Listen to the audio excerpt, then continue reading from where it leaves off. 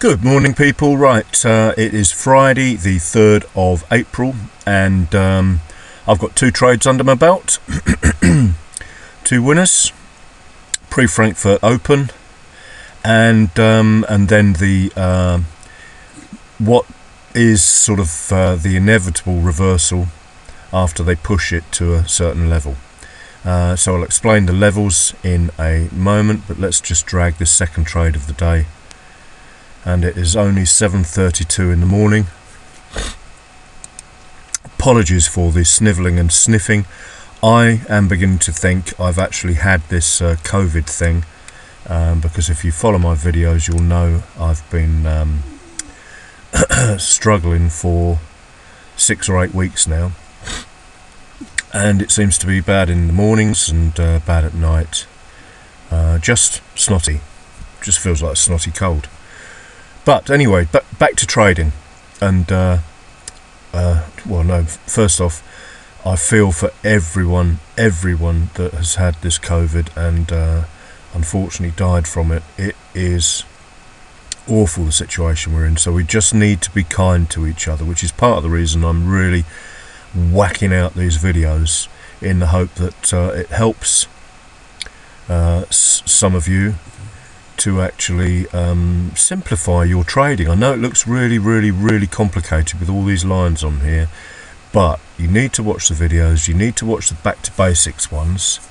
I've only made 3 at the moment, and you need to watch the ones where I talk about drawing the lines on the charts, in my opinion. But let's have a look at what I've done. Right, well, starting on the monthly, drew a few lines on here this morning. I always start with an absolutely clean chart. The reason being, I've talked about it if you've not watched the previous videos, it clears my head and gets me in the zone. Now, what do we know about the Frankfurt Open? We know the price will move. We know that creates opportunities. We know categorically that trading outside of the busy times of day is risky, because low liquidity means they push the price all over the place. The algos and high frequency trading stuff, HFTs, mess with the charts. So it stands to reason the best time of day to trade, for me anyway, is when the price is either pushing to a level. In other words, I call it the grinding stage, and this morning I could see it pushing towards an H4 high, so I took advantage of that, and then they reversed it from that high and I took advantage of that. But I don't pick tops and bottoms, excuse me, I trade valid candlestick trend reversals. So got a load of levels on here, and these levels, they're very simply highs and lows of candles, which represent resistance at the high and support at the low. That price will be affected by. So I don't need to draw levels right up here and all over here. I don't need to draw levels right down here at the moment until these levels are broken. So that's that. So I draw them on the weekly, the monthly, the weekly, the daily, yesterday's high, yesterday's low, even today's high if there's a big wick above us, and today's low if there's a big wick below us, or there's room, let's put it that way. If there's room to the top between where we are with price and today's high and low, then you might as well draw them in. Then we get to the H4s, and they are massively important, and I'll explain why. This H4 high and low here are what is containing the price at the moment. So what do we know if the price needs to go any further? It's got to get through that high and low. This high and low, the low looks like it's been breached. I can't remember exactly what's happened, but we put that high and low on. If price is inside that low, in other words, it's got to break through it. That is massively important. And we do the same for the next candle, H4 high and low. And like I said, with the daily candle, the current candle, we can put a high and low on that as well, because that will potentially affect price. Well, it will do, there's no doubt about it. The high and low on the recent candle will also be potentially, because we've got a couple of hours to go to the end of it, more than 2 hours, 2 hours 22 minutes. They will be H1 levels inside that current H4 that will affect price. So on H1 we can start. Well, we can start look. Well, we can look at the indicator, and this, I absolutely love this thing. We could hide this one if you want. Make life simple, or simpler. We can clearly see the monthly is down, and it doesn't take Einstein to see that from the candle either. Then the weekly, last week was a pullback, massive momentum to the downside. The candles are telling us that anyway, and we're currently bearish. That's the weekly, and it's the end of the week now, Friday. Daily, above zero, and you can clearly see we're in a retracement against this short, massive short move. H4, now we're getting to the important bars regarding this. Clearly you do not want to be considering long-term or medium-term trading long based on this H4 chart. Ideally we want to see this sort of scenario, and this is why it's so useful, because if you need a quick refresher course on what you should be looking for, all you got to look is at the indicator. When that turns from red to green, price moves up. When it turns from red to green, what happens? Price is going up. The lower time frames, this is the perfect scenario, here and here, because we've broken the high of the previous bar. Here we've broken the high of the previous bar, and look what happens. The price explodes. High of the previous green bar I'm talking about. Green, push up, get ready for action. That's why I have the candlesticks and this, because if the candlestick breaks, what do we say? What do I always say? Old resistance broken by a new candlestick trend up will most likely get tested as support. So when you get the push up, always wait for a pullback, unless you really know what you're doing, before entering in the direction of the initial burst. Because you will always, more often than not always of course, get a pullback to test old resistance broken, to test it as new support. Excuse me. So yeah, H4 in this instance currently is telling me, screaming at me, that bearishness is coming into the market again. And it doesn't take Einstein to understand that that's going on, because this is a massive amount of distribution going on here. Well, it should be accumulation for the long, but you know, bearing in mind what I'm talking about going on around here on the H4 chart rather, we are seeing weakness in the price.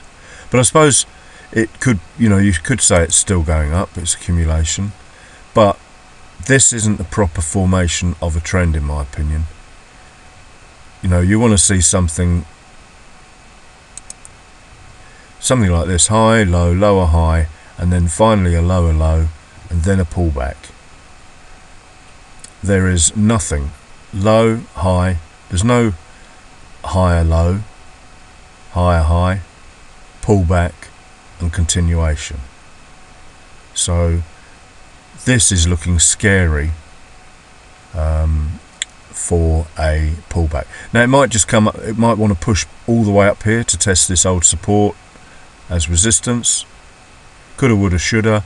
I'm not in that game, but you know, after looking at this for 15 years, you can see what this chart is telling me. I'm purposely taking my time with this one because I don't want to miss anything that could help you. So as you can see, we've got all the lines on here. We're on an H4 chart. It looks like Spaghetti Junction. Let's go down, straight down to M15 and see what that tells us. Well, clearly now I've got all my levels on here. So when we break it, if we break through here, test it as support, then I would expect it to continue and up to this H4 high.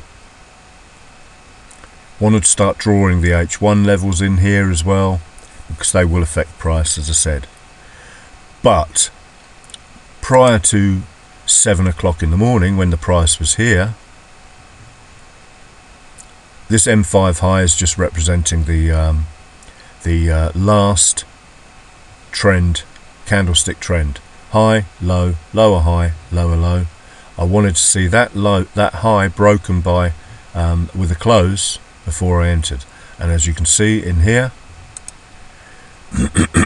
excuse me, low, high, higher, low, higher, high, and you keep singing the song until it breaks and closes. That's discipline, and that's why I consider this method to be so good, because it forces discipline. I didn't enter there, I didn't enter there, I didn't enter there. I waited for my close. I didn't enter because of this, although that made a big impression on me. You know, it was a no-brainer at this stage that this was going to get tested, which is precisely why I put my take profit at 5.1 pips. That's all I could get out of this move. I take what the charts give me. We'd also had a confirmation to the long side down here, so all I was doing was getting into the reversal using a new reversal. M30, zoom in again, do the song. High, low, lower high, lower low, low, high, higher low, higher high, and close above that reversal candle. Notice at no point anywhere in here did we have a valid reversal.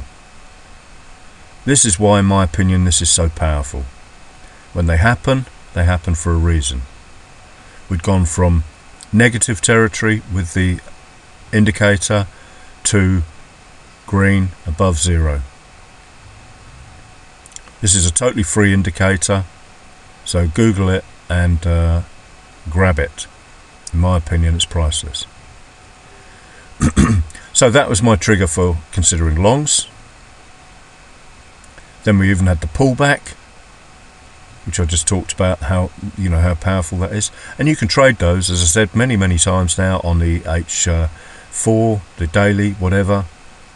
Scalp them until your eyes bleed. So back to the M5, high, low, lower, high, lower, low, low, high, higher, low, higher, high, higher, low, higher, high. Wait for the close of that, the close above that candle. Boom, enter. Textbook that was. So now we've got another situation going on here. We've hit that resistance. What does price want to do after it hits resistance? Potentially either continue or collapse. And experience tells me the Frankfurt boys will drive this all over the place, and I don't need to use that anecdotal experience. You've got low, high, higher, low, higher, high, broken by high, low. I'm talking about the green candle, and then you keep singing the song: lower, high, lower, low, lower, high, lower, low, lower, high, lower, low, lower, high, lower, low. I know my voice is awful. And we've broken the low of that candle there. with a close. This is going down. Now I was in the middle of making a cup of coffee, and that's the only reason I got in this late. But having said that, what do we know? Old resistance connect as new support. The resistance was the one that got us into the long. That could easily have reversed the price to the long side. And bearing in mind we are in a uptrend, low, high, higher, low, higher, high, pullback, possible continuation, which is potentially what is happening right now. But going back to the H4 levels, what do I know I've got down here? H4 support. This is what's constraining the price at the moment, the H4 high resistance and the H4 low support. So I scalped this baby right down to that support. I didn't get in too late actually, because I wanted to wait for that to be closed below before I could consider entering, so I probably missed out on a couple of pips here. And the RSI histo is telling us that we're good to go short. M15. We even confirmed down on the M15 chart, low, high, high, low, higher, high, high, low, lower, high, lower, low, and close. So we could even sort of make more of a spaghetti junction job of this by putting that low there, low, high, high, low, high, high, high, low, lower, high, lower, low, and close. It was a no-brainer to either test or break that H4 low. So 2 trades, 2 winners, guys, and hopefully a worthwhile explanation for you. Now this is quite scary, because this break through this low here has actually created a whole new picture, because we are now potentially very bearish. We really need to break above this the high of that tiny green candle behind my trade there, and then pull back and then continue. So this is my trade plan now, guys. It always was, right from the moment I drew the levels on here. The plan was to test or trade from there to there, or anything that happened which attacked these levels, because they are what constrains the price at the moment. Fascinating. This looks like, and this is why I have this indicator on here, because it tells me in traffic-like terms what I should be looking for. Categorically now, this has gone from being massively bearish. Notice it didn't close below that H4, but it would need to close through these levels really with minimum H1. So it's an exercise in patience and discipline now to actually see what's happening. Having said that, if you've got a 1 minute or 5 minute situation trend going on here, and it reverses to the long side, you know, pulls back, reverses, that is absolutely what I want to be looking at. But I've got to draw some H1 levels in here. And guys, remember the disclaimer: do not trade what I think, trade what you see. Do your own analysis, and hopefully this has helped you. Have a great weekend. No doubt I shall be making some more videos throughout the day. Thank you for watching, as always.